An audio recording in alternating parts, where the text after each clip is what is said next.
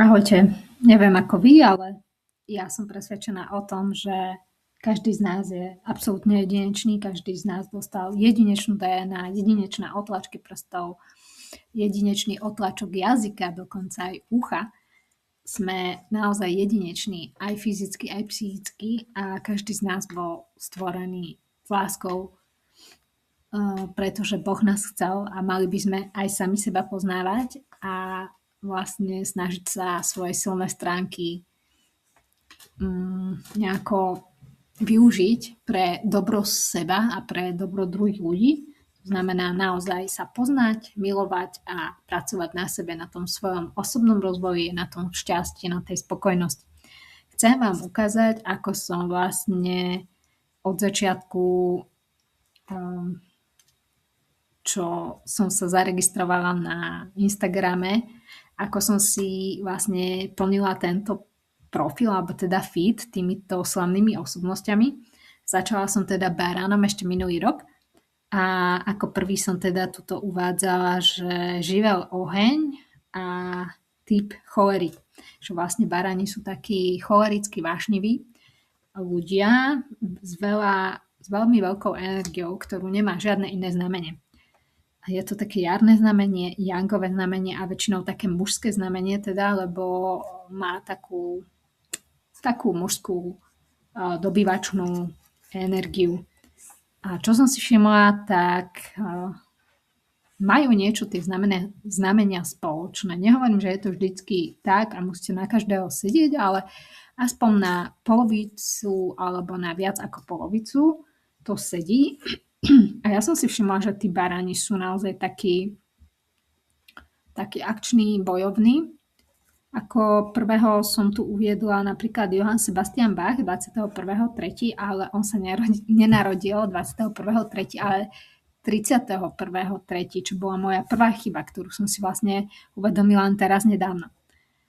Ale tak, namiesto toho by som dala teraz 21.3. František Kele, čo bol vlastne náš slovenský známy horolezec. Potom 22.3. som dala Matej Bell, veľká ozdoba Uhorska, čiže taký nejaký múdry človek, polyhistor to bol. Z tých múdrych ľudí tu máme Jan Amos Komenský, pozrite sa, Abraham Maslow, Maslowová pyramída potrieb, René Descartes, myslím, že takto sa to volá, myslím teda som. Čiže sú to také rozumní ľudia, ktorí rozmýšľajú hlavou, lebo barán je typická teda hlava, myšlienky, mozog a veľakrát sú prepracovaní, majú práve bolesti hlavy, migrény a tak ďalej. Takže ešte čo ma tak najviac zaujalo, tak baráni sú naozaj takí typickí bitkári. Nikde inde som nevidela toľko bitkárov a bojovníkov ako práve v znamení barán. Takže ak sa na to pozrieme, tu vidíte Quentin Tarantino 27.3. 27. marca. Potom tu máme Steve McQueen 24. marca.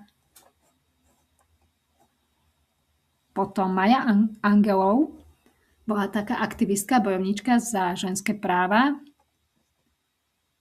Potom podnikateľ Tomáš Baťa, ale z tých bojovníkov ešte možno Vivienne Westwood, taká aktivistka skôr, Jozef Pulitzer, tiež aktivista, novinár, zakladateľ tej asi teda Pulitzerovej ceny pre pravdu, pre odhaľovanie pravdy.